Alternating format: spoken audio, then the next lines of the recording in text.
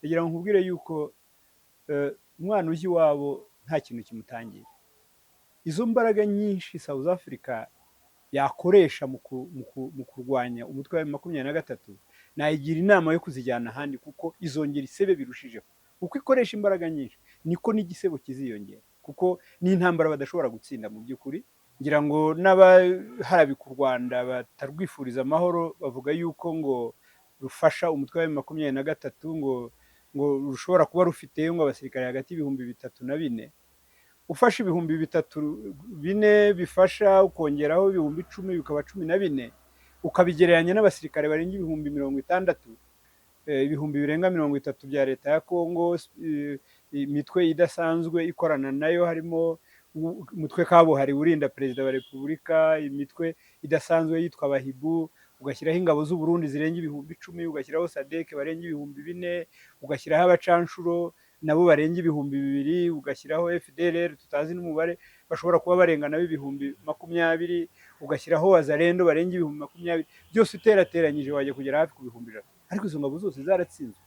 Rero sinibaza yuko umubare munini w'abasirikare, intwaro zidasanzwe ari byo bitsinda intambara. Igitsinda intambara ni impamvu ituma umuntu ayirwana.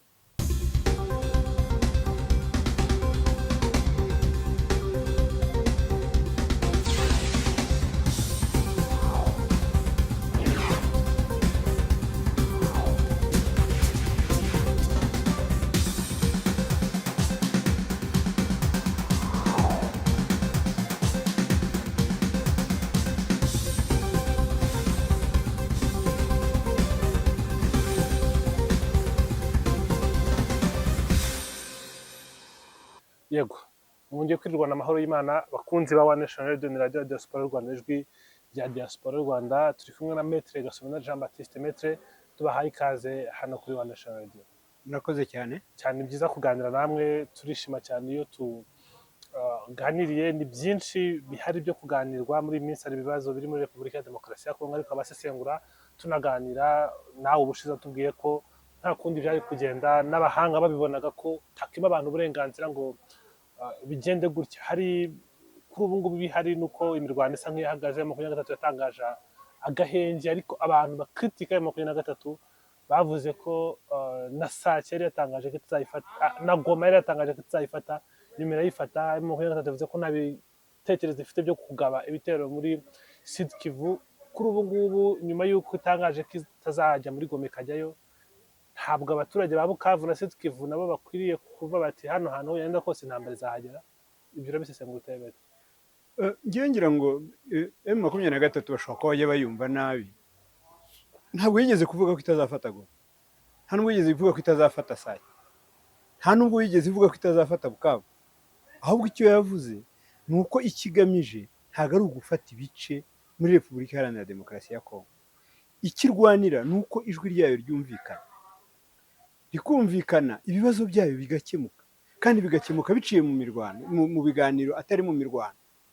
Rero kuvuga ngo yaravuze ngo ntabwo izafata umujyi wa Goma, baba bayibeshyera, ntabwo ari byo. Ahubwo yavuze yuko igihe cyose ibiganiro bitazaba, igihe cyose bazayitera izitabara, kandi iyo bayiteye, iyo yitabaye igerageza kwigizayo umwanzi ku buryo imugeza ahantu atazongera kuza kuyibangamira. Rero muri uko kwitabara ishobora gufata igice icyo ari cyo cyose. Ahubwo umukuru wayo, umukuru w'ihuriro rya AFC, Corneille Nangaa, we yavuze yuko nta nubwo icyo bagamije ari ugufata umujyi wa Goma na Bukavu gusa, ahubwo nibiba ngombwa ikibazo barwanira nikidakemuka ko bazafata n'umujyi wa Kinshasa bagakuraho ubutegetsi buriho. Rero wavuze yuko bavuze ko batazafata Goma na Sake, nibaza ko yababeshyeye, yabumvise nabi, ntabwo ari byo bavuze. Ibyo gukora mu buryo bw'offensive ni ibikorwa mu gihe badakomeje kumva ibyo basaba n'ibyo barwanira. Ibyo nibyo rwose. Ni ukuvuga ngo bafashe intwaro kugira ngo bumvikanishe ikibazo cyabo, aho kugira ngo ikibazo cyabo bacyumvikane, aho kugira ngo bajye mu biganiro nk'uko bari babisabye, ahubwo bahitamo kubatera. Muri kwa kubatera rero baritabara, iyo bitabara niko bafata ibice, ni nako bagenda bafata ibice bishya. Ariko mu by'ukuri ntabwo cyari kigamijwe bafata intwaro kwari ugufata uduce, aho kwari ukuvuga ngo dore ibyo dusaba ni mubiduhe, hanyuma nimumara kubiduha ubuzima bukomeze, ariko nimutabiduha tuzakomeza tubiharanire, kandi ntituzabiharanira dukoresheje imbaraga za gisirikare. Aho dushobora gufata hose tuzahafata. Ni ubwo butumwa M23 twari twabiganiriyeho bushize, ariko haje development nshyashya nkubaza ku bijyanye na 2012 itandukanye na 2025, ariko kuri ubu ngubu 2012 hari igihe cyaturutse mu mahanga, hagaragara no kutumvikana hagati ya M23 bituma bari ku mujyi wa Goma barasubira inyuma, ibibazo barwaniraga bidakemutse. Kuri ubu ngubu twongeye kubona pressure mpuzamahanga, nko ku munsi w'ejo niko twabonye itangazo rya G7 ryasinyweho n'ibihugu byose biri muri G7 bibwira M23 ko igomba gusubira inyuma, bakabwira n'u Rwanda ko rugomba gukura ingabo zarwo muri Repubulika ya Demokarasi ya Kongo, hanyuma agakomeza inzira z'ibiganiro za Nairobi ndetse na Rwanda. M23 ko babona muri iyi minsi bafite ubushobozi bwo guhangana n'iyo pressure mpuzamahanga, wavuze ko barwanira kugira ngo bumvikanishe icyo barwanira, kigaragara communauté internationale ntabwo irabumva nk'uko uri kubivuga ko ibyo barwanira. Communauté internationale ni ijambo mu by'ukuri kuri ngewe ridafite ubusobanuro, kubera ko communauté internationale iza kuba ari ijambo rifite icyo rivuga. Ni ukuvuga ngo n'ijambo ry'u Burundi, n'ijambo ry'u Buganda, n'irya Somalia na Djibouti yakabaye yumvikana nka communauté internationale. Ariko iyo bavuze communauté internationale, wenyine urabyivugiye mu kibazo mbajije bamwe biti ibihugu bigize G7. G7 ni ibihugu 7 bikize kurusha ibindi ku isi. Icyo nicyo bita umuryango mpuzamahanga. Ariko tukanibaza tutese uwo muryango mpuzamahanga kuki ureba icyo twita ingaruka aho kureba impamvu z'ikibazo? Kuki bareba ingaruka zo kudakemura ibibazo M23 irwanira igihe iri mu ntambara, aho kugira ngo barebe kuki M23 yafashe intwaro? Niba bashaka gukemura ibibazo, nibarebe impamvu, bafashe mu gukemura za mpamvu zatumye habaho M23. Naho kuvuga ngo kotsa igitutu, ntabwo nibaza ko ubu ngubu gihagije, ntabwo gihagije. Ese ko bavuga ngo M23 nisubira inyuma ngo niva aho yafashe, bigeze bavuga aho izajya? Ese barahafite? Ntabwo bahafite. Rero ntabwo nibaza, igitutu cyo kizabaho, ni uburenganzira bwabo, amatangazo bazayandika, ni uburenganzira, ariko igihe cyose batari bareba ku mpamvu zatumye habaho intambara, ntabwo bashobora kurangiza intambara bashingiye ku kureba ingaruka intambara yateye. Yewe nibaza ko bakemura ibibazo nabi. Iyo ukemuye ibibazo nabi urakomeza ukabana nabyo, nicyo kigaragara kandi nicyo kizakomeza kugaragara. Naho ntabwo ndi umuvugizi w'umutwe wa M23, ngewe ibyo mvuga mbivuga nk'umuntu ku giti cye, ukomoka muri kariya karere, uzi ibibazo byaho, ubikurikirana umunsi ku wundi. Ariko mu by'ukuri niyo nza kuba ndi umuvugizi wa M23, icyo nari kubabwira ni ukuvuga ngo niba mushaka gufasha mu kibazo gikemuka, nimurebe impamvu zagiteye, dufatanye gushaka igisubizo. Kuko baravuga ku ruhande rumwe ngo M23 nive aho yafashe, ngo hanyuma ngo imishyikirano ngo ya Rwanda na Nairobi, nyamara ntibabwire Perezida Tshisekedi ngo intambara uri kurwana ntayo uzatsinda, jya mu nzira y'ibiganiro kuko nibyo birangiza intambara. Ko Tshisekedi yavuze ngo ntabwo azaganira, none se barimo baravuga ngo bajye mu biganiro Nairobi na Rwanda. Numva aho niho hari ikibazo. Numva ngo babakemura ibibazo nabi, babyumvise nabi, bagatanga amatangazo nabi, ubwo ngo bibazi ngo ni igitutu, kandi mu by'ukuri sinibaza yuko kuri ubu ngubu hari icyo kizatanga, kuko abo bantu bavuga ngo nibava aho bafashe ni iwabo, nta handi iwabo bafite, kandi nabo bababwira ngo nibava aho bari, ntabwo bababwira ngo nimujya. Ese wabwira umuntu ngo va aho uri ngo hanyuma ujye mu buhungiro? Ibyo ntabwo bishoboka. Nizera ko gukemurira ikibazo muri konsekansi byo koze umeze nk'ukuburiye munsi y'urutara, n'ubundi umwanda ntabwo ugiye. Niba communauté internationale n'ibyo bihugu bikize bibizi ko guhangana na konsekansi bitazakemura koze, bivuze ko batari gushaka iki kibazo gikemuka, bari gushaka iki? Ibyo ari byo byose, icyo bita umuryango mpuzamahanga kiri mu bantu bateje ikibazo gihari uyu munsi. Kuko mu kugabanya Afurika, igihe bari bicaye i Berlin mu Budage muri 1984 kugera mu 1885, bagabanaga bashingiye ku nyungu zabo. Bamaze kugabana, basize iyo mipaka, basize n'ibibazo.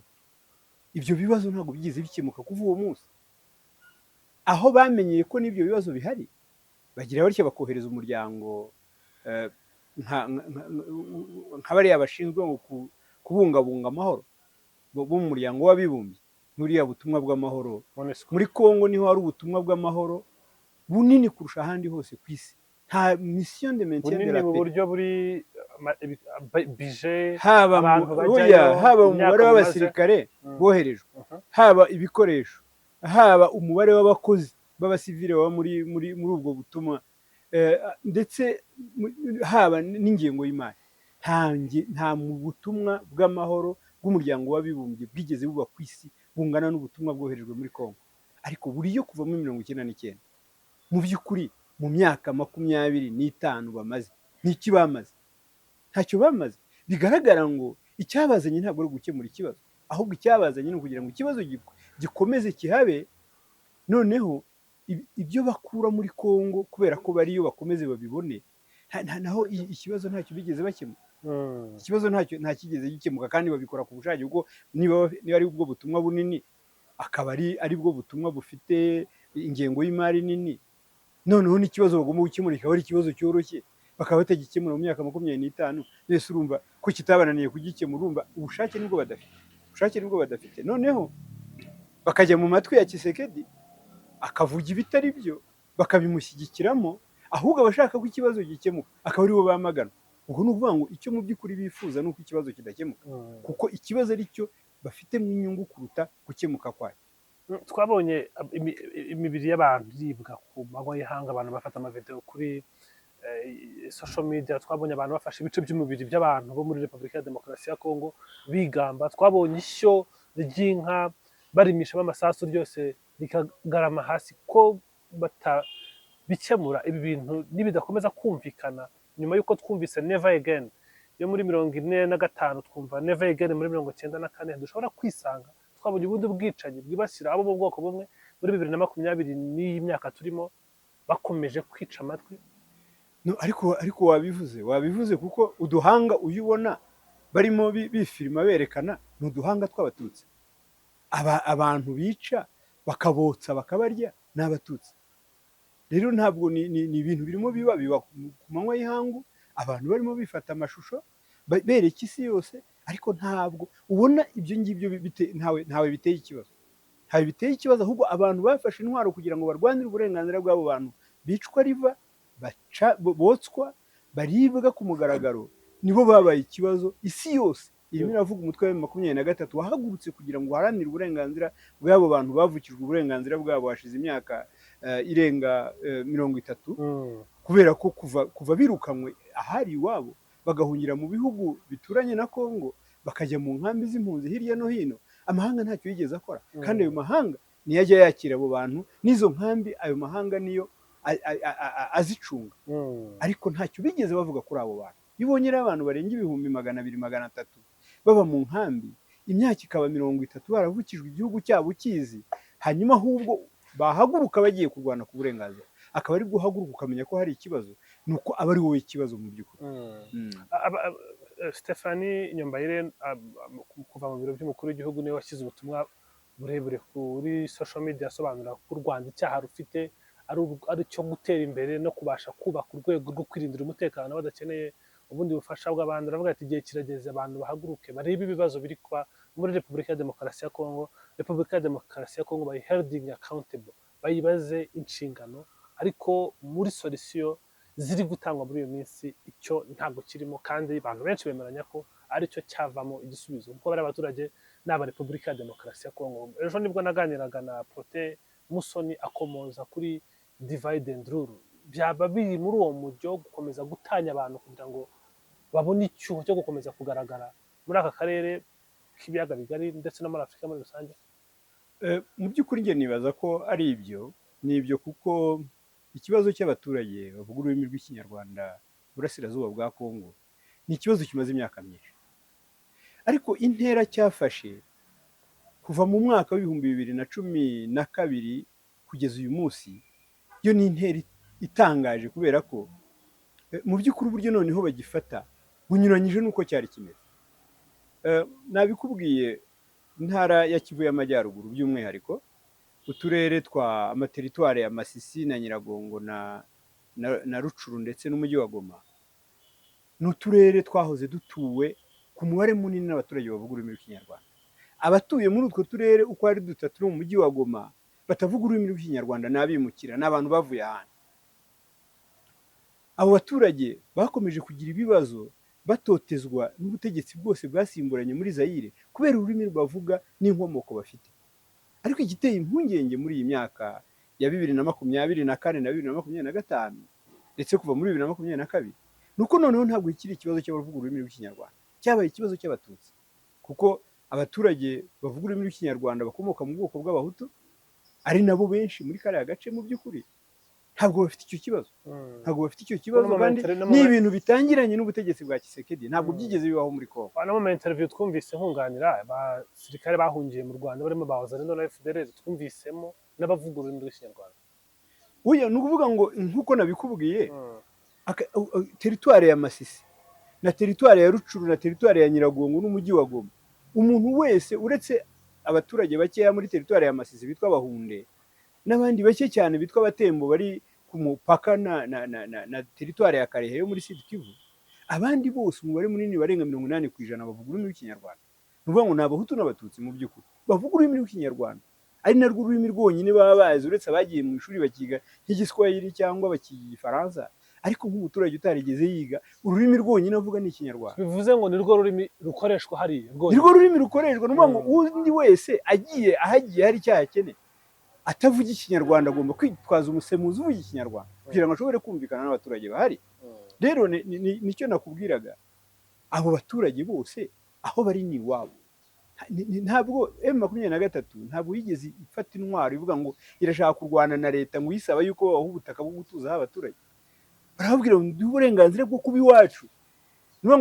Abantu barasaba uburenganzira bwo gutura mu masambu ya basekuru na basekuruza.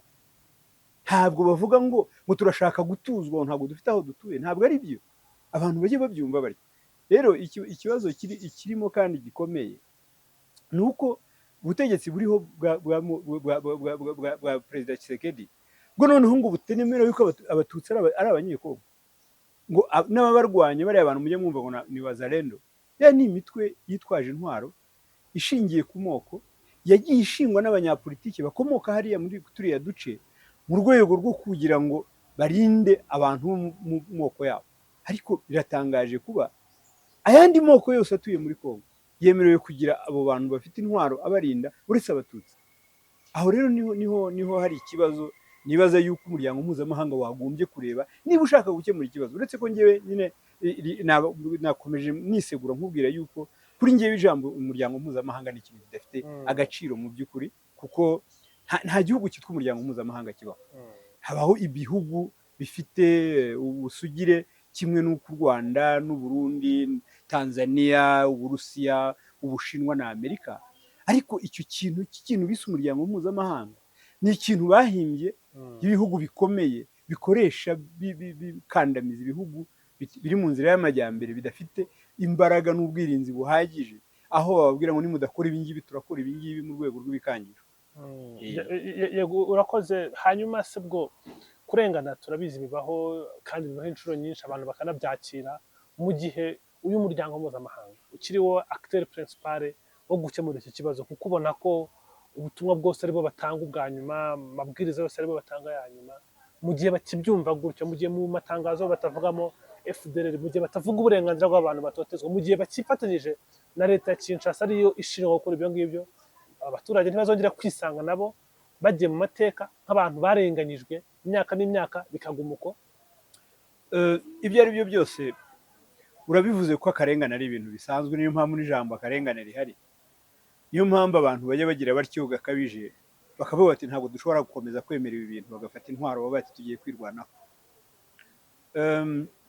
Nicyo umutwe wa 23 wakoze mu rwego rwo kugira ngo urengere uburenganzira bw'abo bantu bose barengana. Ubu rero ahasigaye naho uwo muryango mpuzamahanga urimo uratabaza kubera ko umujyi wa Goma wafashwe. Iyo baza kuba bafite imbaraga zihagije bagafata n'umujyi wa Bukavu, bari kuba bafite uruvugiro rugaragara, bakavuga bati rero twiteguye kurekura iyi mijyi ari uko natwe duhawe ibi, kandi nitubihabwa bigomba kuba biherekejwe na garanti zingana zityo. Noneho icyo gihe bakicara ku meza y'ibiganiro nk'abantu bafite icyo batanga n'icyo basaba. yego Ariko iyo usaba gusa udafite icyo utanga, akenshi n'uwo usaba ntabwo akumva. Niyo mpamvu bisaba yuko ugomba kuba ufite imbaraga zihagije zishobora no kubangamira na za nyungu za wa muntu waje kuzishaka ufite imbaraga. Noneho akavuga ati kubera ko mfite inyungu mparanira muri kiriya gihugu, ngomba kuvugana n'uriya muntu kugira ngo nzigereho. Ngewe nibaza ko nicyo M23 ikeneye, mu kubaka imbaraga zihagije zatuma ishobora ijwi ryayo ryakumvikana.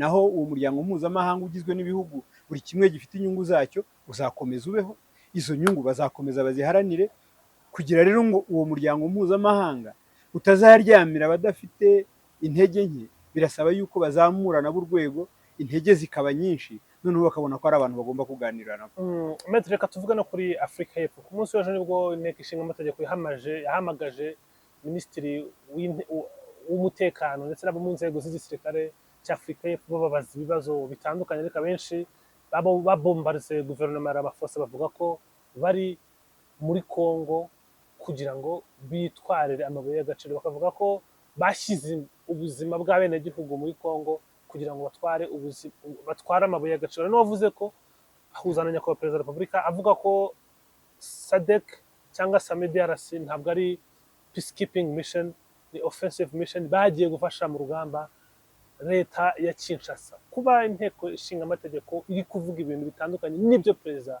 avuga n'ibyo minisiteri ya defense ivuga, biraza kugenda bite mu guhindura umujyo w'iki kibazo? Kuko hari Repubulika ya Demokarasi ya Kongo iri kurwana, ariko iri guterwa ingabo mu bitugu n'abandi bantu bari kuza kubafasha ku rugamba.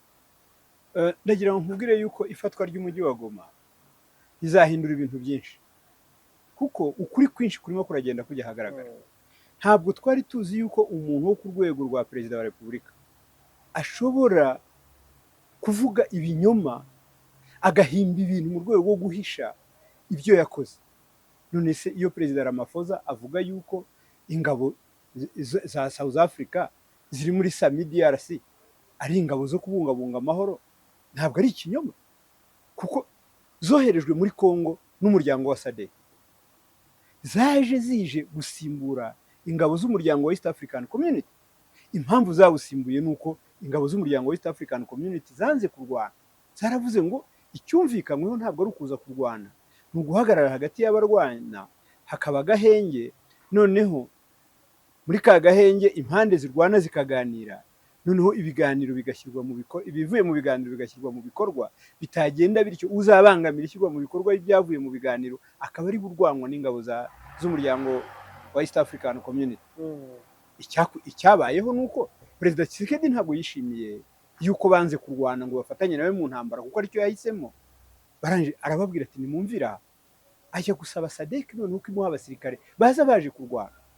Ariko abo basirikare baje kurwana ntabwo baje ari umutwe uje kubungabunga amahoro, waje ari umutwe uje gushora intambara ku mutwe wa 23, ariko uza uje gufatanya n'abari basanzwe bafatanya na leta ya Kongo, barimo ingabo z'u Burundi, barimo FDLR, barimo iriya mitwe yose ishingiye ku moko nababwiye yitwaje intwaro iba mu burasirazuba bwa Kongo, batije izina ryiza rya Wazalendo mu rwego rwo kugaragaza ko atari ba bantu bari basanzwe bica abantu, bari basanzwe bafata abagore ku ngufu, ngo kubera ko bemeye kuza gufatanya n'ingabo za leta ya Kongo.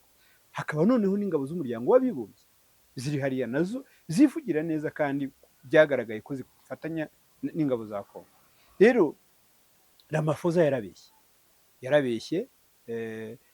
Ikindi nuko nk'uko wabivuze no mu nteko ishinga amategeko ejo byaremejwe, kuko ari abantu babishinzwe wabo barivugiye bati twebwe twoherejwe mu rwego rwa SADC, kandi twoherejwe duhawe mandate yo kujya kurwana. Rero ntabwo ari ingabo zishinzwe kurinda kubungabunga umutekano nk'uko yabivuze. Ni nacyo nkubwira ko gitangaje kubona umuntu wo ku rwego rw'umukuru w'igihugu ashobora kujya mu ruhando rw'itangazamakuru akatangaza amakuru atari yo kubera inyungu ze bwite. Ni ukuvuga ngo afite inyungu aharanira muri Kongo ze bwite, yaje gufatanya na leta ishaka kwica abaturage bayo, idashaka gukemura ibibazo byayo. Ahubwo ikibazo ni bya bindi ngo kirya abandi bakirya kigatangira kwishaririza. ntabwo yari yiteze yuko hari ingabo zishobora gutinyuka ingabo ze ngo zishobore kuba zazirasa hagira abantu bapfa n'abakomereka. Ahubwo ngira ngo nta kintu arabona ziriya ngabo nizitava hariya nibaza yuko n'ibyo batabonye bazabibona. South Africa ni igihugu gikomeye kiri mu bikomeye muri Afurika yewe no ku isi, gifite ubukungu bukomeye. Utekereza iki nk'umusesenguzi ku bijyanye n'igisebo bahuriye nacyo muri Repubulika ya Demokarasi ya Kongo? Baravuga bati kugira ngo irwane kuri icyo gisebo ishobora kuzana ingufu z'umurengera zikaba zakoma mu nkokora M23. Njye ntabwo nzi yuko South Africa ari igihugu gikomeye ku rwego rwa gisirikare, kuko nta ntambara tuzi South Africa yarwanye ngo itsinde. Iyo kiza kuba igihugu gikomeye nk'igihugu kibana neza na Kongo, cyagombye kuba cyarabagiriye inama ngo ntimwice abaturage banyu, ntimuvutse abaturage banyu uburenganzira. Ibyo kuba baragize igisebo cyo gutsindwa intambara ntabwo ari bo bonyine, ngira ngo mwabonye n'abacanshuro uburyo batashye bubitse imitwe b'abazungu bakomoka muri biriya bihugu bikomeye byo mu burengerazuba bw'isi, cyane cyane mu Burayi. Harimo abenshi bari Abafaransa n'Abarumaniya n'abo mu bihugu baturanye. Mwarabiboneye igihe bambukaga umupaka, abarenga 300 bari barwana muri iriya ntambara twavuze ihuriwemo n'abantu benshi. Rero kuvuga ngo yakoresha mu imbaraga nyinshi ngo igakoma mu nkokora, kugira ngo nkubwire yuko umwana ujya iwabo nta kintu kimutangira. Izo mbaraga nyinshi South Africa yakoresha mu kurwanya umutwe wa M23 nayigira inama yo kuzijyana ahandi, kuko izongera isebe birushijeho. Uko ikoresha imbaraga nyinshi niko n'igisebo kiziyongera, kuko ni intambara badashobora gutsinda mu by'ukuri. Ngira ngo iyo baza kuba bashobora gutsinda intambara kubera imbaraga bashyizeho, iriya ntambara barayitsinze kera, kuko sinibaza ko umutwe wa M23 ufite abarwanyi barenga 10,000. Ngira ngo n'abaharabika u Rwanda batarwifuriza amahoro bavuga yuko ngo rufasha umutwe wa M23 ngo rushobora kuba rufite ngo abasirikare hagati y'3,000 na 4,000. Ufashe 3,400 bifasha ukongeraho 10,000 bikaba 14, ukabigereranya n'abasirikare barenga 60,000, ibihumbi birenga 30 bya leta ya Kongo, imitwe idasanzwe ikorana nayo, harimo umutwe kabuhari urinda perezida wa repubulika, imitwe idasanzwe yitwa Abahibu, ugashyiraho ingabo z'u Burundi zirenga 10,000, ugashyiraho SADC barenga 4,000, ugashyiraho abacanshuro nabo barenga 2,000, ugashyiraho FDLR tutazi n'umubare bashobora kuba barenga nabo 20,000, ugashyiraho Wazalendo barenga 20,000. Byose uterateranyije wajya kugera hafi ku 100,000, ariko izo ngabo zose zaratsinzwe. Rero sinibaza yuko umubare munini w'abasirikare, intwaro zidasanzwe ari byo bitsinda intambara. Igitsinda intambara ni impamvu ituma umuntu ayirwana, nicyo kintu cyatumye abantu bafata intwaro, kandi icyo kintu uretse kuba ari ikintu gikomeye kandi gihari, ni igihe cyose kiriya kibazo kitazakemuka, ni impamvu izakomeza guha imbaraga abayirwanira, ndetse n'aburi kuvuka ubu ngubu n'abazavuka mu bihe bizaza, kuko umuntu ntabwo ashobora kuvutswa gakondo ngo yicara avuge ngo kubera ko abandi bantu batabishaka ndabyemeye. Rero nibaza ko ubuhangange bwa Afurika y'Epfo ntabwo mbushidikanyaho, burashoboka kuba buhari, ariko ntabwo ari igihangange gishobora gutsinda abantu bahagurutse kugira ngo barwanire uburenganzira bwabo. Nibaza yuko ahubwo ubwo buhangange ushobora kuzarangirira muri ya ntambara yo mu burasirazuba bwa Kongo. Ijambo amabuye ryaravuzwe mbere n'amasource atandukanye bavuga ati Afurika y'Epfo iri muri Eastern DRC, kubera ko Tshisekedi abemereye amabuye y'agaciro. N'ejo mu nteko ishinga amategeko barongeye barabivuga, bibaye ari byo Afurika y'Epfo iri gushaka amabuye muri Eastern DRC, n'ikintu kubera kiriya gisebo Ramaphosa yagize yiteguye kureka abakiteri barimo Ramaphosa tukababura muri iki kibazo. Ese Afurika y'Epfo na SADC baramutse bavuye muri iki kibazo byahindura iki? Yewe nibaza ko erega SADC na Afurika y'Epfo bavuye muri iki kibazo, ndetse n'abandi bose bakivangamo bakakivamo. Hanyuma Perezida Tshisekedi agasanga nta bundi buryo we na leta ye uretse kuganira n'abantu barwana kugira ikibazo gikemuke. Njye nibaza ko ni intambara yoroshye gukemura, cyane ko ari intambara abayirwana badasaba ikintu gikomeye. Bize umuntu ukubwira ngo ndashaka uburenganzira bwo kuba iwacu, byakabaye bigoye iyo baza kuvuga bati dukeneye yuko muduha hegitari 1,000 zo gutuzaho abaturage bacu. Bavuga ngo ndashaka uburenganzira bwo gutura mu isambu ya data, ndashaka uburenganzira bwo kuba muri gakondo yanjye. ndashaka uburenganzira bwo gufatwa nk'abandi, ngahabwa uburenganzira bwanjye, simpigwe bukware nk'aho ndi inyamaswa. Icyo kintu igihe leta yacyumva ikumva yuko ari abaturage nk'abandi bakwiye kurindwa kimwe n'abandi baturage, bagahabwa ibyo abandi baturage bahabwa, bagahabwa umutekano, bagashobora gukora bakiteza imbere, njyewe nibaza ko niba hari ikibazo gishobora kuba cyoroshye gukemura, ni ikibazo M23 iharanira, ni ikibazo M23 irwanira. ku kijyanye n'amabuye y'agaciro, byo ukuri kwabyo ni ukuri. Amabuye y'agaciro ukuri kwayo ni uko impamvu abazungu bavuga amabuye y'agaciro ni uko bo ariyo bashaka.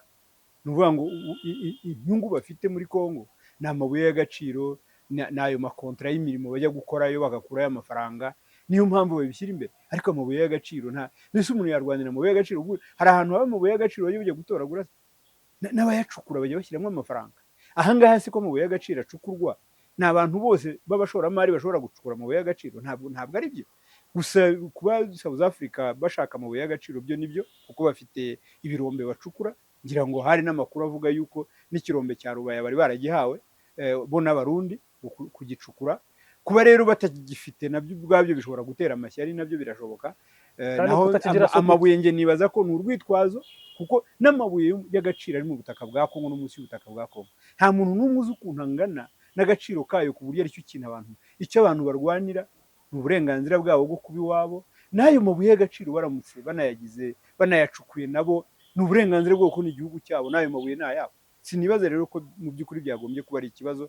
Naho abaza kuyashaka bo muri Afurika y'Epfo, Abarundi bagiye ngo kurwana kugira ngo bahabwe Rubaya, n'abandi baza bayashaka, kugira ngo mujya mubibona. Icyo nacyo ni ikindi kibazo, ariko ntabwo ari cyo kibazo M23 irwanira, cyane ko M23 idafite uruganda runatunganya n'ayo mabuye. Ayo mabuye atunganywa n'ibyo bihugu byirirwa biyandika mu maraporo, ko batari batubwira na rimwe ngo amabuye ava muri Kongo twayahawe n'uwo utagombaga kuyaduha, kuko yose ntiharangiriza.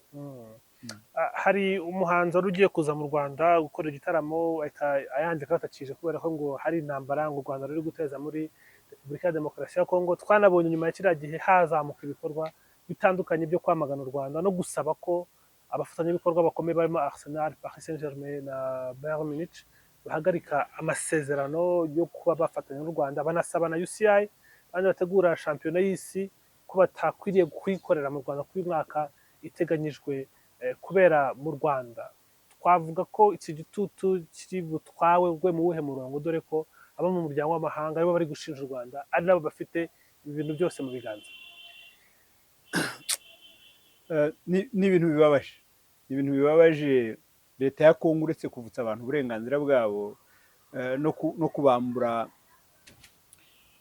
ibyo bari bafite, ubu ngubu yahisemo propagande yo gukoresha abo bose yirirwa iha amadolari kugira ngo ari abo bahanzi ngo bo kuza mu Rwanda, ari abafitanye amasezerano n'u Rwanda ngo bayasese.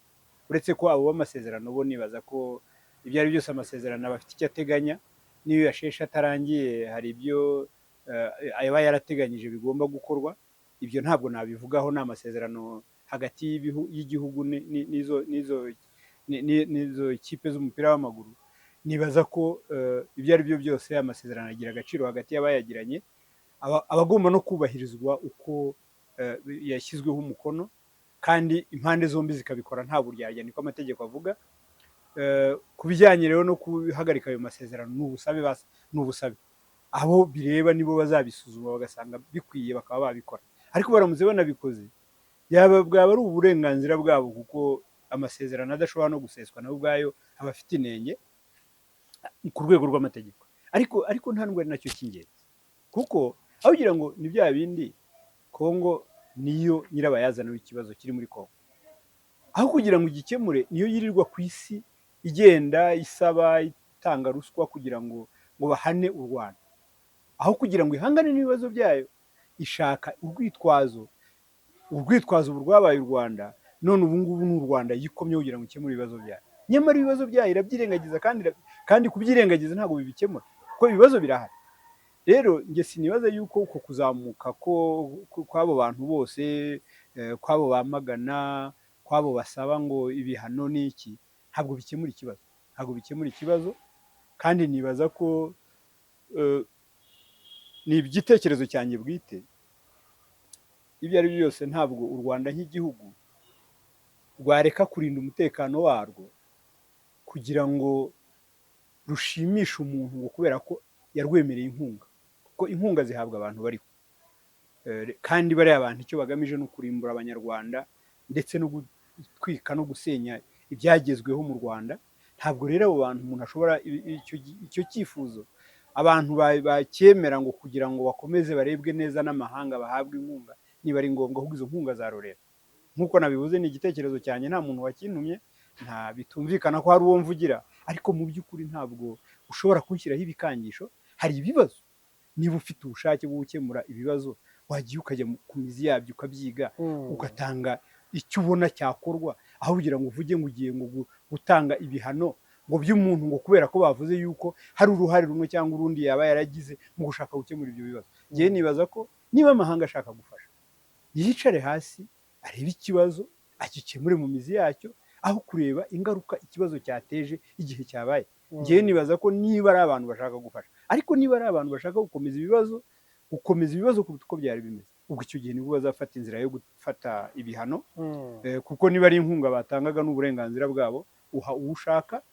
Niba ari inguzanyo nabyo ni uko, ariko ntabwo ari uburenganzira bwabo guhitamo ko abantu bagomba gupfa bagashira, hanyuma ngo abantu barebere bifumbate bavuge ngo kubera ko amahanga yaturekuye ngo tugomba gupfa tugashira. Nibaza yuko atari yo mahitamo abanyarwanda n'ubuyobozi bwabo bakoze. Maître, Rwanda uraruzi imyaka uko yagiye ihindura, haza indi. Hari igihe u Rwanda cyari igihugu gifite icyasha, gifite ikizinga mu izina ryaryo, aho umuntu yajyaga mu mahanga yajya kuvuga ko ari umunyarwanda akajya mu gikari, ubona ko nyine harimo ibibazo, ariko u Rwanda rurongera ruratungana bijya ku murongo, abantu baba proud yo kuba abanyarwanda. Wavuga ngo uri umunyarwanda, abantu bakaza bakakureba. Urebye muri iyi minsi ibibazo byo muri Repubulika ya Demokarasi ya Kongo, cya gitutu kiri kongera kuza ku Rwanda, abantu bari kuvuga nabi mu nteruro u Rwanda, hari kuza amasasu agwa ku butaka bw'u Rwanda. Ibyo nabyo twarabibonye mu minsi yashize, muri iyo myaka yatambutse abantu bari baragiye muri Kongo barasaka ku butaka bw'u Rwanda. Ngo situation turi kubona nubwo utayigereranya iriya ya kera yari ikomeye cyane, ariko irenda kuza muri uwo murongo. N'icyo u Rwanda rwakoze muri iyo myaka nk'uko bibonye kugira ngo rwongere rwisubize ikuzo, cyangwa rubone n'ikuzo, kuko wenda kwisubiza ikintu wari ufite muri iyo myaka itambutse, wenda rwari rurifite kera hacamo imyaka y'ubutegetsi bubi, nyuma n'icyo rwakoze kugira ngo rwongere rweze izina ryarwo rusubire ku murongo, ku buryo no kuri iyi nshuro rwakongera rukagikora, ijambo ryaryo rikumvikana na influence yarwo igakomeza, abantu badakomeje kurushinja ibibazo biri muri Repubulika ya Demokarasi ya Kongo. Nibaza ibyakozwe ni byinshi. Habayeho icya mbere no kubanza kubaka igihugu n'inzego zacyo, habayeho kongera gusubiza igihugu agaciro kacyo mu ruhando mpuzamahanga, habayeho akazi gakomeye kakozwe n'ubuyobozi bw'u Rwanda burangajwe imbere na nyakubahwa perezida wa Repubulika. Hari byinshi byakozwe muri kiriya gihe mu rwego rwo kugira ngo bagaragaze ko u Rwanda atari igihugu cyari cya kindi bari baradeclarinze yuko kitakiriho igihe nyuma ya jenoside yakorewe Abatutsi. Habaye rero ibintu byinshi, habayeho kubaka inzego, habayeho kubaka igihugu, habayeho kubaka ibikorwa remezo, habayeho gukora yego, ariko ni igihugu, kandi ni igihugu gihagaze, ni igihugu gishobora kugira uruhare rwacyo mu ruhando mpuzamahanga, ni igihugu gishobora gukora nk'iby'ibindi bihugu byose bikora kandi bakabikora neza. Ako ni akazi gakomeye kakozwe mu nzego zose, kakozwe n'abantu b'ingeri zitandukanye. N'uyu munsi yenda nkosore gato akantu wari uvuze, ntabwo nibaza yuko n'uyu munsi abavuga u Rwanda kubera iki kibazo cyo mu burasirazuba bwa Repubulika ya Demokarasi ya Kongo, ntabwo bavuga yuko rumeze nk'uko rwari rumeze muri 1994 cyangwa mbere yaho. Ahubwo ngewe mbona icyo natagaho urugero ni situation turi kubona, wenda nka sharing ziza ku butaka bw'u Rwanda twarazibonye muri 1995, 1996 barasa ku butaka bw'u Rwanda. Ntabwo ndi kuvuga ngo bisubiye nk'uko yari bimeze muri 1994, ndi kuvuga ko hari igihe u Rwanda rurimo batari kuruvuga neza muri iyi minsi. Nibyo nagereranyaga. Impamvu rero bataruvuga neza, impamvu bataruvuga neza iya mbere ni iyo ngiyo wahereyeho. Iterambere ry'u Rwanda naryo ryateje amashyari ku nzego zitandukanye no ku bihugu bitandukanye. Kugira ngo mujye mubibona nko mu bihugu duturanye, akenshi hari ibikorwa bakora bihereye ku ishyari gusa bafitiye u Rwanda, kubera ko babona ari igihugu gitera imbere, bakabona ari igihugu cyubashywe, bakabona ari igihugu gifite iby'ibindi bihugu bidafite kandi byakabaye byifuza kuba bifite. Icyo ni kimwe. Ariko noneho nk'uyu munsi iyo bavuga ngo umutwe ushyigikiwe n'u Rwanda ushobora gutsinda abasirikare barenga ibihumbi 60, 70, 80, barimo n'abasirikare kabuhariwe bo mu mitwe idasanzwe bakomoka mu bihugu by'i Burayi, ni ukubera ko baba bavuga mu by'ukuri ngo u Rwanda rufite ubushobozi bwa gisirikare utari ukwiye kwisukira, kubera ko ari bo bonyine bashobora gutsinda izo ngabo zose. Bananiwe gusobanura ikimwaro cy'insinzwe yabo, barangije bashaka ko bayitwerera, ariko bayimutwerera bagaragaza yuko ari umunyambaraga ufite ibikorwa n'ibikoresho bihambaye ushobora gutsinda ingabo zingana kuri. Nacyo ubwacyo njye nibaza ko ari ishema ku gihugu cy'u Rwanda kumva yuko abasirikare barwo 3,000 bagera ku 4,000 nabo badashobora kugaragaza mu by'ukuri, uretse kuvuga gusa ngo byanditse mu bihuha ngo hagati y'abasirikare 3,400 ko aribo batsinda ziriya ngabo zose zirenga 80,000 twarimo tuvuga, zirimo ingabo za South Africa, za Tanzania, ingabo za Malawi, ingabo z'u Burundi, ingabo z'umuryango w'abibumbye zirenga 20,000, ingabo zose za Kongo, FDLR n'imitwe y'abazalendo bafatanya, byose na bacanshuro bose mwabo, ariko bakavuga yuko batsinzwe n'abasirikare. Nayo ubwayo ni ishema. Ni ishema, ni ukugaragaza ko ni igihugu cyihagazeho, ni igihugu gifite ubwirinzi, ni igihugu gifite ingabo, ni igihugu gishobora gukora icyo ikindi gihugu icyo ari cyo cyose kitakora. Ariko ku bijyanye no kugiharabika nanone, ngewe nibaza ko nk'uko nari nabivuze ko ari ishyara kenshi ribitera, ibyo bihugu byose bidukikije byashoboraga kuba, iyo aba byarashaka gufasha Kongo, byashoboraga kubwira Kongo bati ariko ngira ngo murabibona yuko bari abaturage icyo barwanira ari uburenganzira bwabo. Noneho abenshi aho ubonera yuko mu by'ukuri umuryango mpuzamahanga ugizwe n'uburyarya, nuko bariya abantu bose b'abayobozi b'ingabo zo muri M23 bose bari abasirikare bakuru ba leta ya Kongo. Ntabwo leta ya Kongo yigeze ihakana ko atari abasirikare bayo. Iyo umuntu ari umusirikare ku rwego rwa koloneli, undi ari lieutenant colonel, undi ni majoro, umuntu ayobora batayo, undi ayobora brigade, undi ayobora regiment, ntabwo bavuga ko abo bantu atari abenegihugu. Kwibaza ko batari abenegihugu ntabwo bari kugira iyo myanya mu ngabo za leta ya Kongo. Leta ya Kongo ntabwo icyo kintu ishaka yuko hari umuntu ukivuga. Ishaka yuko iyo yazanye narrative yo kuvuga ko abantu atari abanyekongo ari abanyarwanda, abantu babishyigikira. Mwarabibonye amaradiyo n'amateleviziyo mpuzamahanga yose akorera muri Kongo bayategetse yuko navuga ku mutwe wa M23 azajya avuga ko ari umutwe w'iterabwoba ushyigikiwe n'u Rwanda. Ibyo ngibyo mwarabibonye ni systematique. Ugasanga igitangazamakuru gikomeye nka BBC, ugasanga nka ibiro ntaramakuru nka Reuters cyangwa nka AFP, ugasanga iradiyo ikomeye nka RFI bavuga ngo umutwe w'iterabwoba ushyigikiwe n'u Rwanda.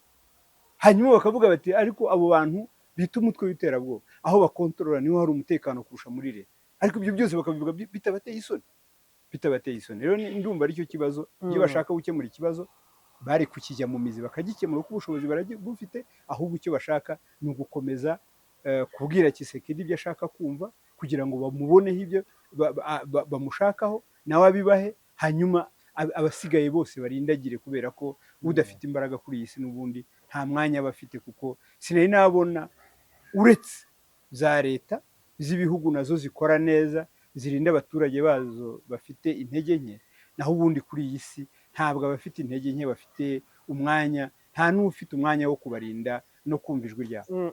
Mu minsi mike iri imbere, Tanzania, Dar es Salaam muri Tanzania harahurira abayobozi b'ibihugu by'u Rwanda, Kenya, Uganda, Tanzania, birumvikana kwa Samia Suluhu Hassan, Afurika y'Epfo, Somalia. Ubwo ni nko muri wa mwanzuro wasohotse mu nama idasanzwe ya SADC yemeza ko hazaba ibiganiro hagati ya East Africa ndetse na SADC. Twakitega gute igisubizo? Niki twakitega, wenda ndeke no kujya kubisubiza cyangwa ibibazo, niki twakitega kuri iyi nama y'aba bakuru b'ibihugu zaba muri iyi minsi ya vuba? Ibyo ari byo byose, inama izahuza imiryango ibiri y'uturere, akarere k'uburasirazuba n'akarere k'amajyepfo. Ni ukuvuga ni East African Community na SADC. Nkurikije ibyo nasomye, izaba inayobowe n'abantu babiri, perezida wa East African Community uriho ubu ngubu nyakubahwa William Ruto, ndetse na perezida wa Zimbabwe niwe uzakoceyaringa iriya nama. Icyo bagamije kwigaho ni uburasirazuba bwa Kongo no kureba umuti watangwa. Amatangazo yatanzwe n'impande zose yose asaba yuko haba ibiganiro, ariko leta ya Kongo ikavuga ntabwo izaganira n'umutwe wa M23. Nibaza ko kugira ngo ziriya nama zigire icyo zigeraho nuko zizicara zikumvisha perezida Tshisekedi ko nta yindi nzira ishoboka yo kurangiza ikibazo cy'umutekano muke uri muri Kongo uretse kuganira n'umutwe wa M23, umwe mu mitwe cyangwa umutwe urwanya leta ya Kongo. Perezida Tshisekedi nabyemera bakumvikana ku biganiro, ubwo icyo gihe nibaza yuko intambara ishobora kurangira bakagira ibyo bumvikana. Ariko niba abo bakuru b'ibyo bihugu batazashobora kumvisha perezida Tshisekedi ko ava kwizima ngo aganire n'umutwe wa M23, nta cyemezo na kimwe abo baperezida bashobora gufata cyashyirwa mu bikorwa, keretse bavuze bati tugiye gukoresha indege zacu z'intambara, dukoresha ibifaru byacu, abo bantu bose nusigaye tumwice tumurangizeho, na inkambi z'impunzi aho ziri tugende tuzikubura abantu tubice, abo bantu igihe bazaba bashize, ubwo icyo gihe nibwo n'icyo kibazo cyarangira. Ariko sinibaza ko hari umuntu ushobora gufata icyemezo nk'icyo.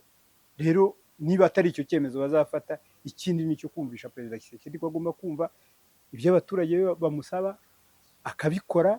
Atabikora ubwo icyo gihe intambara izakomeza, kandi intambara nikomeza sinibaza yuko ari uzayungukiramo, kuko uko iminsi igenda niko bigaragara yuko igenda ifata indi ntera, kandi ubihomberamo ni perezida Tshisekedi ubwe uvuga ko adashaka kuganira.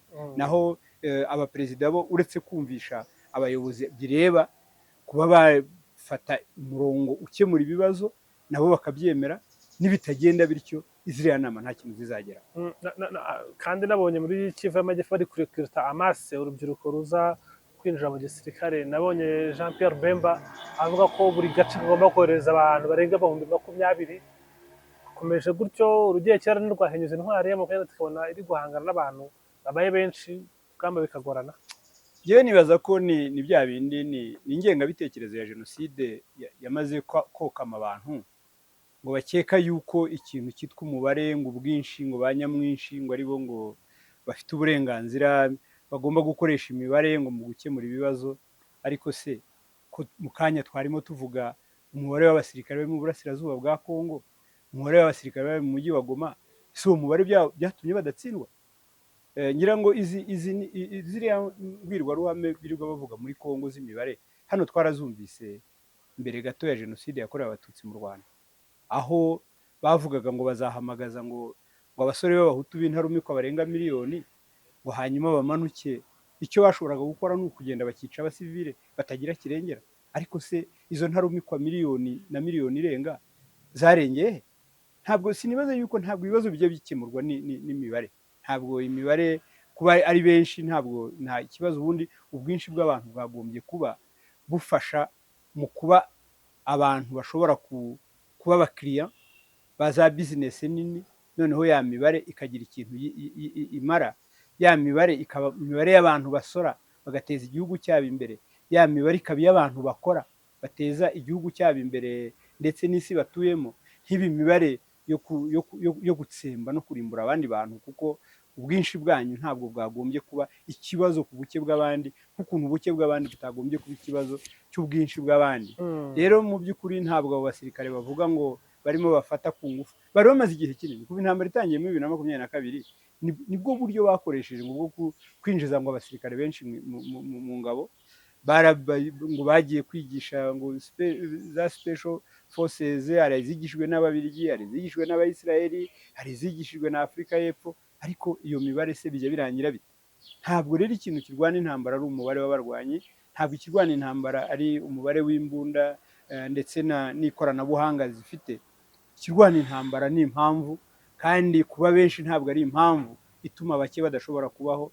Nibaza rero yuko nabo bose barimo binjiza mu gisirikare ku gahato batanabishaka, ikintu kizabaho nuko nabo bazatsindwa nk'uko n'ababanjirije batsinzwe. Mu gusoza Maître, ubona inama kuri best case scenario watanga ni iyihe kugira ngo bigende neza kuri mu kwezi yo guhindura kugira ngo aharanire uburenganzira bwayo, byaba byagenze bite? njyewe numva byoroshye mu by'ukuri. Gukemura ikibazo cy'uburasirazuba bwa Kongo biroroshye, ni ugushyira mu bikorwa amasezerano atandukanye leta ya Kongo yagiranye n'abayirwanyije mu bihe bitandukanye byarangiye. Gukemura ikibazo cya Kongo ni ukumva abafashe intwaro bagatangiza intambara bavuga bati nimutaduha ibyo mugomba kuduha kuko ni ibyacu, tuzabiharanira tumena amaraso yacu.